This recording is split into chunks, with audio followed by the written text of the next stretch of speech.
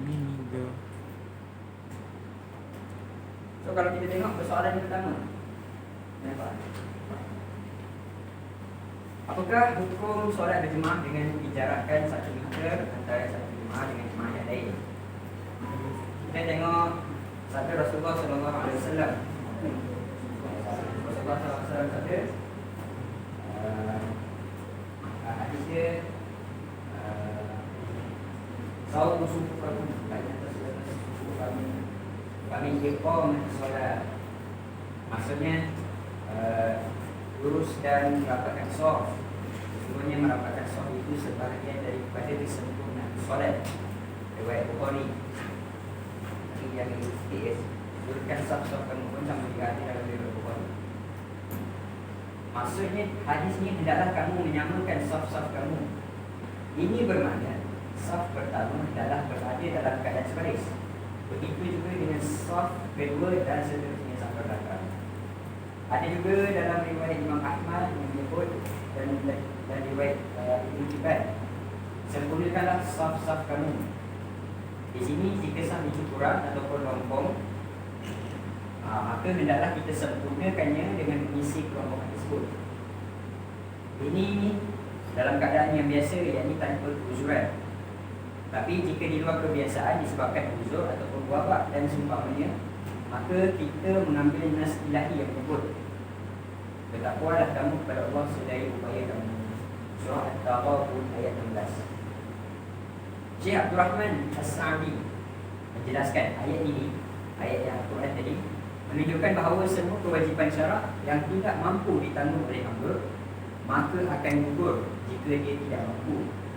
Dia mampu untuk melaksanakan sebahagian daripada 64 kewajipan itu, tapi tidak mampu pada sebahagian lain, maka dia melaksanakan pada apa yang dia mampu sahaja dan gugur pada perkara yang dia tidak mampu. Seperti mana sabda Nabi SAW, jika kalian diperintahkan dengan suatu perintah, maka laksanakannya berdasarkan kemampuan kalian.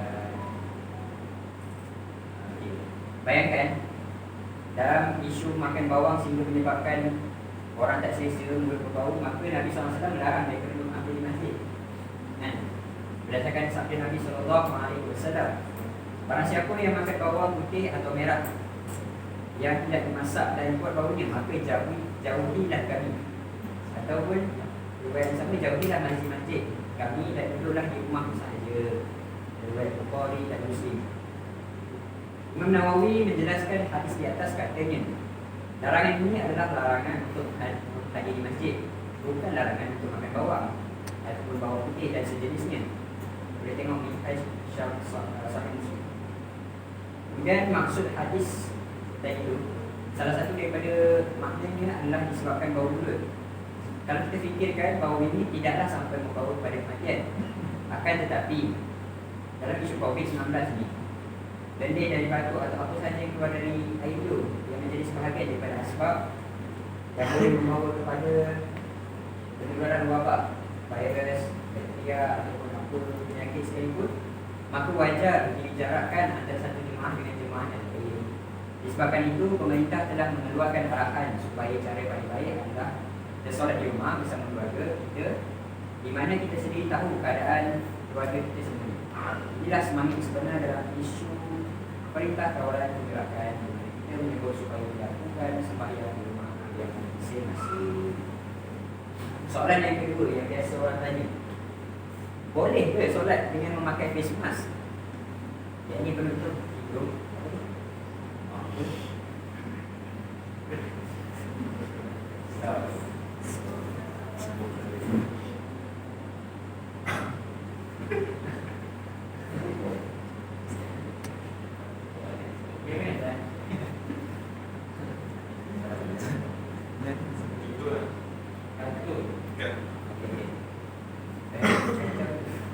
Bolehkah solat dengan memakai face mask dalam suasana COVID ini?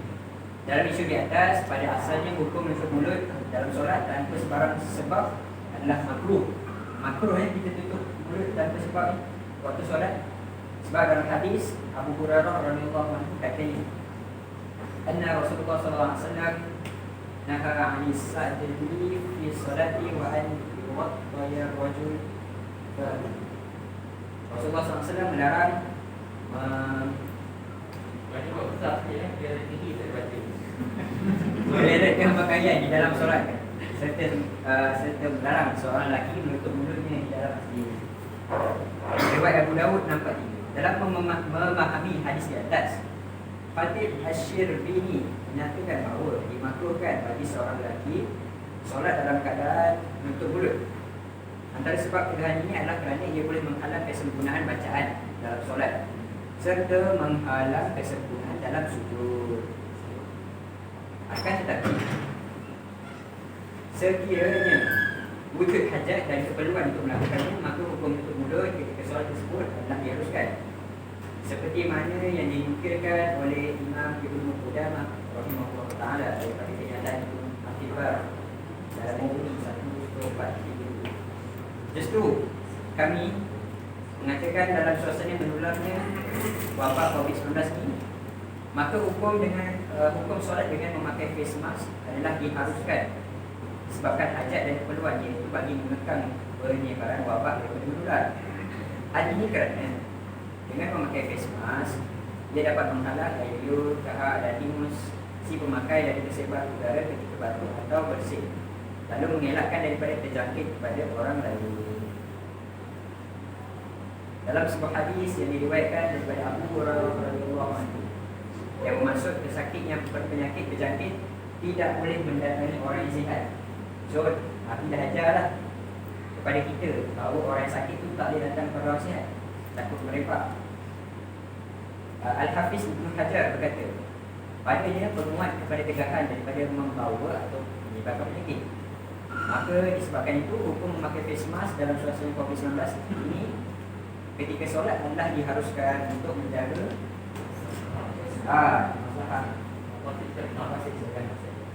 untuk menjaga diri kita daripada tersebar wabak, daripada terkena penyakit. So dia diharuskan. Soalan ketiga, adakah dibolehkan melaksanakan qunut nazilah dalam menghadapi wabak COVID? Qunut nazilah ini dilakukan apabila berlakunya badai atau ancaman. Nabi Muhammad SAW pernah melaksanakan qunut nazilah selama sebulan dalam peristiwa ini. Dan zakwan seperti mana dalam hadis yang masyhur, para ulama menyatakan bahawa qunut nazilah turun dibolehkan apabila berlakunya penyakit, wabak atau bencana ke atas umat Islam. Imam Nawawi berkata disyariatkan qunut dalam semua solat fardu disebabkan nazilah, yang kejadian tertentu berlaku, dan bukanlah dia dibaca secara mutlak, yang ini tanpa sebarang sebab. Kalau kita ikut pandangan Ibnu Hajar Al-Haytami dalam mensyarahkan kata-kata Imam Nawawi, sama ada nazilah, yang ini kejadian berlaku, itu bersifat umum ataupun perkara khusus yang melibatkan masyarakat umum, yang mana kemudaratannya akan melibatkan Islam, seperti wabak dan juga tamu. Demikian juga hujan lebat atau mudaratkan. Oleh itu, dalam musibah yang begitu besar seperti ini, maka sekadar itu membaca qunut nazilah tidaklah menjadi kesalahan, bahkan dibolehkan. Namun disebabkan kekangan di masa pelaksanaan solat mesti dilaksanakan di rumah masing-masing, maka lakukanlah qunut nazilah di rumah masing-masing.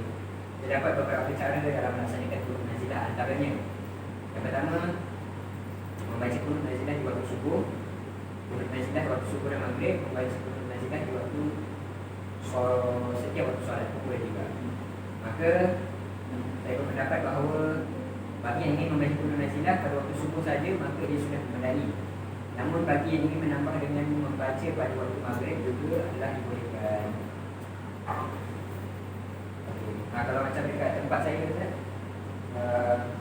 kat Serban, kat New Zealand tu qunut nazilah setiap solat Jumaat. Mungkin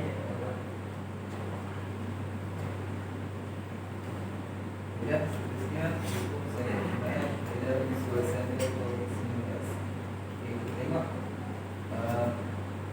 pendapat Syekh Yahya yang menyebut harus untuk meninggalkan solat Jumaat dan solat berjemaah dalam keadaan virus yang sedang bersebar disebabkan oleh takut dijangkiti virus tersebut.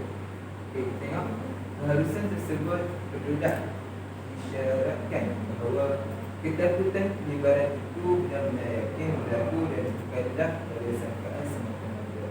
Maksudnya di sini penyebaran itu memang berlaku, memang benar-benar berlaku dan bukan pada sangkaan, bukan pada zon semata-mata.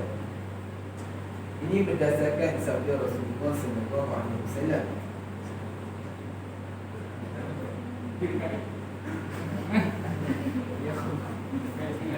سمع المنادي فلم يمنعه من اتباعه عذر قالوا وما عذر قال خوف أو مرض. Maksudnya sesiapa yang mendengar orang yang melakukan azan, maka tidaklah yang uzuran maknanya, tidaklah ada yang ada uzuran maknanya dari mengikutinya hadir salat berjemaah. Para sahabat bertanya, apa maksud uzur?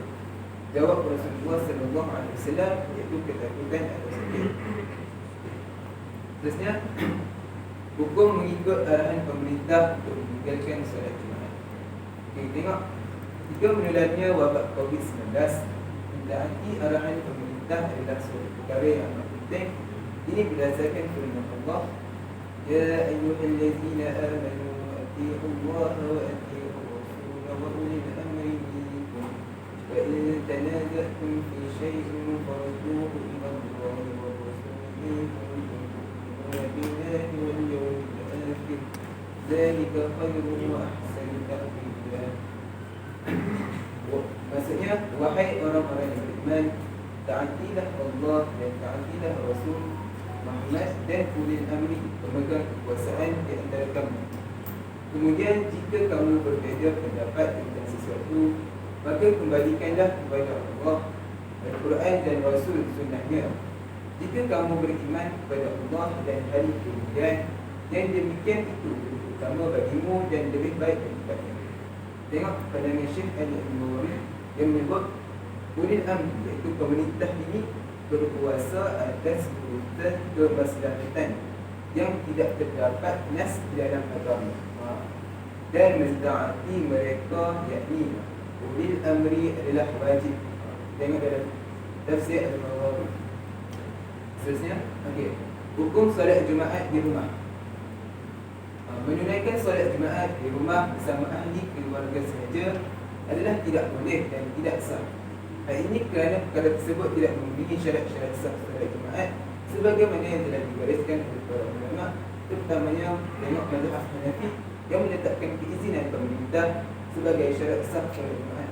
Bagi tengok mazhab Syafi'i dengan untuk faktor yang bermungkin.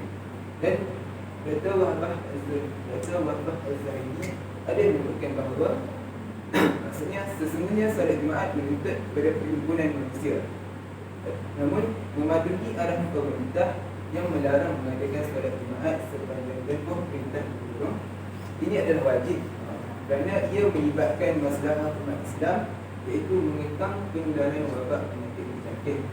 Jadi oleh itu sepanjang perintah gubernur ini tidaklah menggantikannya, iaitu solat Jumaat itu dengan solat zuhur yang dilaksanakan di rumah masing-masing bersama ahli keluarga.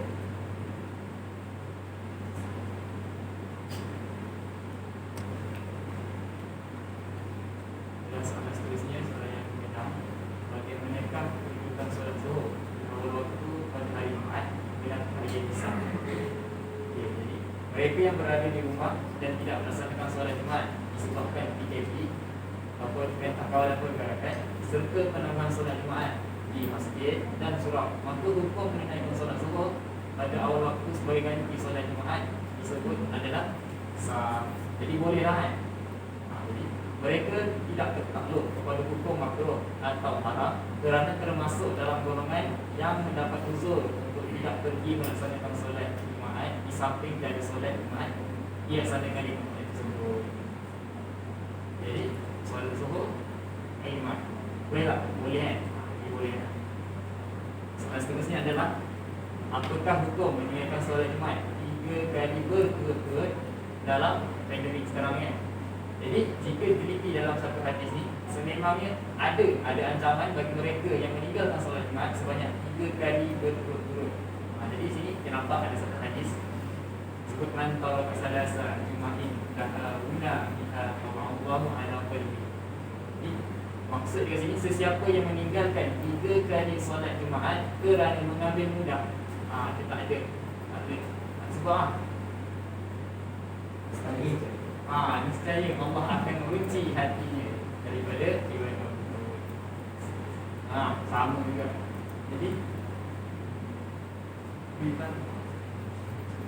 Mullah Ali Al-Qari dan hari ini dia menjelaskan ada satu pendapat ulama. Mereka yang meninggalkannya kerana mengambil mudah, dia kata mengambil mudah lah. Yang perkataan maksudlah hauna biha bermaksud meninggalkannya disebabkan sikap malas dan malas dalam melaksanakannya. Justru hadis dalam riwayat ini jelas menunjukkan ancaman yang dinyatakan adalah terhadap mereka yang meninggalkan solat Jumaat disebabkan meremehkannya. Jadi mengambil mudah pelaksanaannya serta dalam keadaan tidak wujud sebarang darurat. Maksudnya mengambil mudah, kisah saja. Oleh itu maksud hadis di atas adalah mereka yang meninggalkan tanpa adanya darurat dan tanpa keuzuran yang dibenarkan oleh syarak. Adapun jika ada keuzuran dan juga darurat yang menyebabkan mereka terpaksa meninggalkan solat Jumaat, maka mereka tidak termasuk di dalam ancaman seperti yang dinyatakan dalam hadis dalam slide ini. Dan hadis lain menyebutkan bahawa mereka yang diganjarkan dengan ganjaran pahala yang sama. Jadi hadis ini ada pengajian Bukhari Iza Marimra Abu Al-Safa Kutibalah Muslimah Kana Ya'malu Mungkin Masafi. Ini maksud apabila seseorang hamba itu sakit atau bermusafir, akan ditulis buat dirinya ganjaran yang sama seperti orang yang diamalkan yang sentiasa bermukim atau sihat.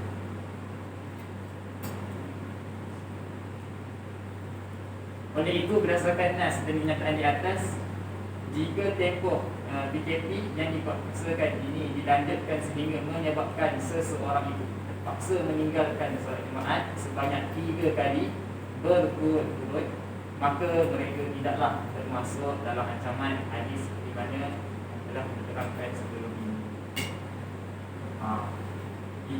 Kesalahan yang kasut Jumaat 3 kali berturut atas sebab pandemik. Bukan saya saja kan. Betul.